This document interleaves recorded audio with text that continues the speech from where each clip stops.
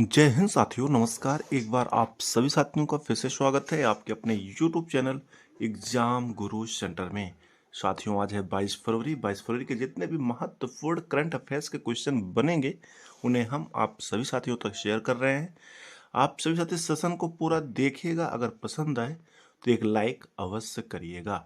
ठीक है साथियों, सेशन स्टार्ट करते हैं। देखते हैं पहला प्रश्न है, हाल ही में अंतर्राष्ट्रीय मातृभाषा दिवस कब मनाया गया? 12 फरवरी, 18 फरवरी, 21 फरवरी या इनमें से कोई नहीं? साथियों, सही उत्तर होगा ऑप्शन नंबर सी, 21 फरवरी।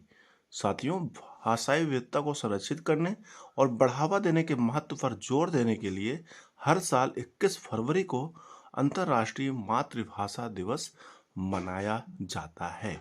साथियों, अब बात आई है महत्वपूर्ण दिवस वाली, तो आइए देख लेते हैं फरवरी मंथ में अभी तक जितने भी महत्वपूर्ण दिवस मनाए गए हैं।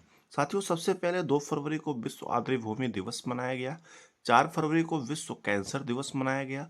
अगर कैंसर दिवस की थीम की बात किया जाए, यूनाइटेड बाय यूनिक 2025 विश्व कैंसर दिवस की थीम है। साथियों, 12 फरवरी को राष्ट्रीय उत्पादकता दिवस मनाया गया और साथ में अंतर्राष्ट्रीय डार्विन दिवस मनाया गया।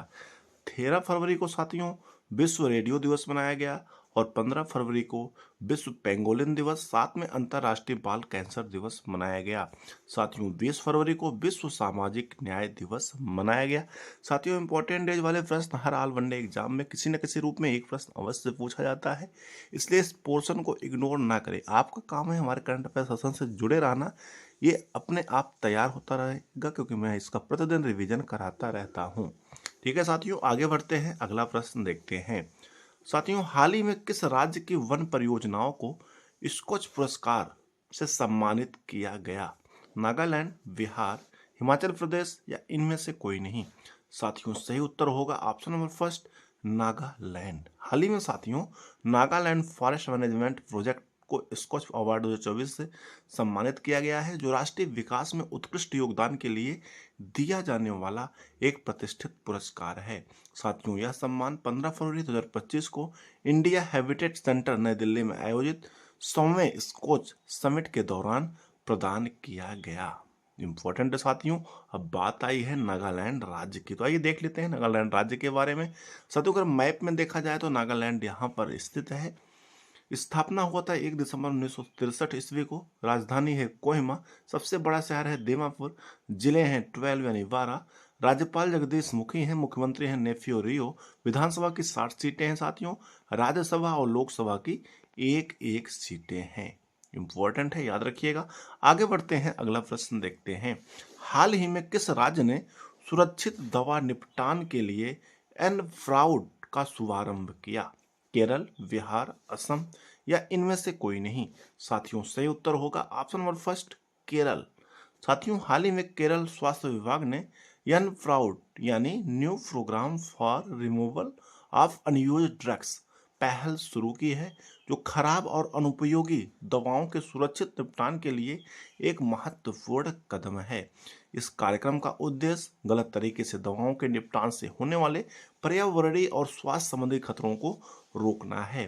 केरल साथियों भारत का पहला राज्य है जिसने इस तरह की सरकारी स्तर पर संचालित दवा निपटान योजना लागू की है। इंपॉर्टेंट है साथियों, याद रखिएगा। साथियों, बात आई है केरल राज्य की, तो आइए देख लेते हैं केरल राज्य के बारे में। साथियों, अगर मैप में देखा जाए तो केरल राज्य यहाँ पर स्थित है। राज्य का दर्जा मिला था 1 नवंबर 1956 ईस्वी को। राजधानी है तिरुवनंतपुरम। सबसे बड़ा शहर कोच्चि है। जिलों की संख्या 14 यानी 14 है। राज्यपाल है राजेंद्र आर्लेकर। मुख्यमंत्री हैं पिनराई विजयन। विधानसभा की 140 सीटें हैं। राज्यसभा की 9 सीटें हैं और लोकसभा की टोटल 20 सीटें हैं। इंपॉर्टेंट है साथियों, याद रखिएगा। आगे बढ़ते हैं, अगला प्रश्न देखते हैं। हाल ही में कौन सा देश डिजिटल पायलट लाइसेंस शुरू करने वाला दूसरा देश बन गया है?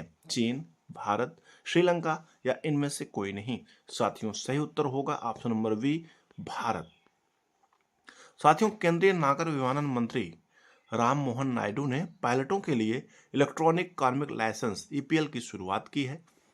पारंपरिक भौतिक लाइसेंस की जगह अब ईपीएल डिजिटल प्रारूप में उपलब्ध होगा, जिसे ईडीसी मोबाइल एप्लीकेशन के माध्यम से एक्सेस किया जा सकेगा।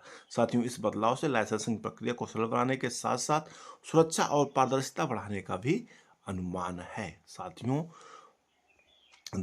अपना भारत जो है डिजिटल पायलट लाइसेंस शुरू करने वाला दूसरा देश बन गया है। अगर पहले देश की बात किया जाए तो पहला देश है चीन, जिन्होंने डिजिटल पायलट लाइसेंस शुरू किया है। आगे बढ़ते हैं साथियों, अगला प्रश्न देखते हैं। हाल ही में IALA का उपाध्यक्ष किसे चुना गया? भारत, श्रीलंका, मालदीव या इनमें से कोई नहीं। साथियों, सही उत्तर होगा अपना देश भारत, यानी ऑप्शन नंबर फर्स्ट इस प्रश्न का सही उत्तर होगा भारत को। साथियों, सिंगापुर में समुद्री नौवाहन सहायता के अंतर्राष्ट्रीय संगठन का उपाध्यक्ष चुना गया है। बंदरगाह, नौवाहन और जलमार्ग मंत्रालय के सचिव TK रामचंद्रन ने भारतीय प्रतिनिधिमंडल का नेतृत्व किया है। साथियों, भारत मुंबई में IALA परिषद की बैठक दिसंबर 2025 और IALA सम्मेलन और महासभा सितंबर 2027 की मेजबानी करेगा। इंपॉर्टेंट है साथियों, याद रखिएगा। आगे बढ़ते हैं, अगला प्रश्न देखते हैं। हाल ही में किसके द्वारा RBI डाटा नामक एक नया मोबाइल एप्लीकेशन लॉन्च किया गया? वित्त मंत्रालय, RBI, SBI या इनमें से कोई नहीं। साथियों, सही उत्तर होगा ऑप्शन नंबर बी, RBI यानी रिजर्व बैंक ऑफ इंडिया। साथियों, भारतीय रिजर्व बैंक RBI ने RBI डाटा नामक एक नया मोबाइल एप्लीकेशन लॉन्च किया है, जो भारतीय अर्थव्यवस्थाओं से संबंधित वृहद आर्थिक और वित्तीय डेटा तक आसान पहुंच प्रदान करता है। यह ऐप शोधकर्ताओं, छात्रों, नीति निर्माताओं और आम जनता के लिए विशेष रूप से डिजाइन किया गया है, जिससे वे 11,000 से अधिक आर्थिक डेटा श्रृंखलाओं का अध्ययन कर सकते हैं। इंपॉर्टेंट है साथियों, बात आई है RBI की, यानी रिजर्व बैंक ऑफ इंडिया। स्थापना हुई थी 1 अप्रैल 1935 ईस्वी को। हेडक्वार्टर यानी मुख्यालय है मुंबई। प्रेजेंट टाइम में जो गवर्नर है वो है संजय मल्होत्रा। आगे बढ़ते हैं साथियों, अगला प्रश्न देखते हैं। हाल ही में मूडीज के अनुसार भारत की GDP वृद्धि दर कितने प्रतिशत कम रहने का अनुमान है 2025 में? 9.0%, 6.4%, 2.5% या इनमें से कोई नहीं। साथियों, सही उत्तर होगा ऑप्शन नंबर बी, 6.4%। हाल ही में साथियों, मूडीज के अनुसार भारत की GDP वृद्धि दर 2025 में 6.4% कम रहने का अनुमान लगाया है। आगे बढ़ते हैं साथियों, अगला प्रश्न देखते हैं। हाल ही में किसने UPI आधारित बीमा भुगतान के लिए बीमा ASBA की शुरुआत की? RBI, SBI, IRDI या इनमें से कोई नहीं। साथियों, सही उत्तर होगा ऑप्शन नंबर सी, IRDI। साथियों, भारतीय बीमा नियामक और विकास प्राधिकरण ने जीवन और स्वास्थ्य बीमा पॉलिसी की प्रीमियम भुगतान को सरल बनाने के लिए अस्बा यानी बीमा application supported by vlogged amount की शुरुआत की है। यह पहल 1 मार्च 2025 से प्रभावी होगा और पॉलिसी धारकों को वन टाइम UPI मेडेंट OTM के माध्यम से अपने खाते में निधियों को ब्लॉक करने की अनुमति देगी। आगे बढ़ते हैं साथियों, अगला प्रश्न देखते हैं। हाल ही में टाइम पत्रिका ने वुमन ऑफ द ईयर 2025 में किस एक भारतीय को नामित किया है? स्मृति मंधाना, पूर्णिमा देवी वर्मन, जिया जोसेफ या इनमें से कोई नहीं। साथियों, सही उत्तर होगा ऑप्शन नंबर बी, पूर्णिमा देवी वर्मन। साथियों, हाल ही में भारतीय जीव विज्ञानी पूर्णिमा देवी वर्मन, जो वन्य जीव संरक्षणवादी हैं, टाइम की वुमन ऑफ द ईयर सूची में नामित एकमात्र भारतीय हैं। उन्हें ग्रेटर एडुजुटेंट स्टोर की रक्षा करने के लिए जाना जाता है, जिससे असम में इसकी आबादी 450 से बढ़कर 1800 से अधिक हो गई है, जिससे इसका IUCN दर्जा बढ़ा है। साथियों, इस सूची में 13 महिलाएं शामिल हैं, जिनमें अभिनेता निकोल किडमैन और कार्यकर्ता गिसेल पेलिकोट भी शामिल हैं। IMP है साथियों। आगे बढ़ते हैं, अगला प्रश्न देखते हैं। हाल ही में 11,000 रन एक दिवसीय मैचों में पूरा करने वाले भारत के चौथे बल्लेबाज कौन बने? विराट कोहली, रोहित शर्मा, KL राहुल या इनमें से कोई नहीं। साथियों, सही उत्तर होगा option number B, Rohit Sharma. साथियों, हाल ही में 11,000 रन बनाने वाले एक दूसरी मैचों में पूरे करने वाले भारत के चौथे बल्लेबाज बने हैं रोहित शर्मा। इसके पहले सचिन तेंदुलकर, सौरव गांगुली और विराट कोहली 11,000 रन एक दिवसीय क्रिकेट में बनाए हैं। साथियों, भी चैंपियंस ट्रॉफी चल रहा है। वहीं बांग्लादेश के खिलाफ पहले मैच में रोहित शर्मा के द्वारा 11,000 रन पूरे किए गए। साथियों कल का प्रश्न था जिसका उत्तर आप सभी साथियों को कमेंट सेक्शन में देना था।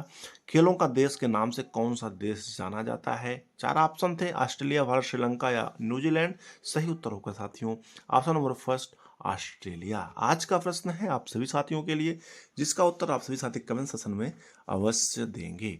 हाल ही में केंद्र शासित राज्य दिल्ली की मुख्यमंत्री कौन बनी? रेखा गुप्ता, आनंदीबेन पटेल, सोनिया गांधी या इनमें से कोई नहीं? साथियों सही उत्तर होगा उसे आप सभी साथी कमेंट सेक्शन में लिखकर अवश्य बताइएगा। ठीक है साथियों, आज का अपना महत्वपूर्ण सेशन कंप्लीट हुआ। हमें उम्मीद है आप सभी साथियों को ये सेशन अवश्य पसंद आया होगा। अगर पसंद आएगा तो एक लाइक करिएगा, ज़्यादा से ज़्यादा शेयर करिएगा। अगर चैनल पर पहली बार आए हैं तो चैनल को सब्सक्राइब कर लीजिएगा, साथ में बेल आइकन प्रेस कर लीजिएगा, जिससे कोई न्यू वीडियो बनती है तो आप सभी साथियों तक नोटिफिकेशन के माध्यम से सबसे पहले प्राप्त होता रहे। ठीक है साथियों, थैंक्स फॉर वॉचिंग।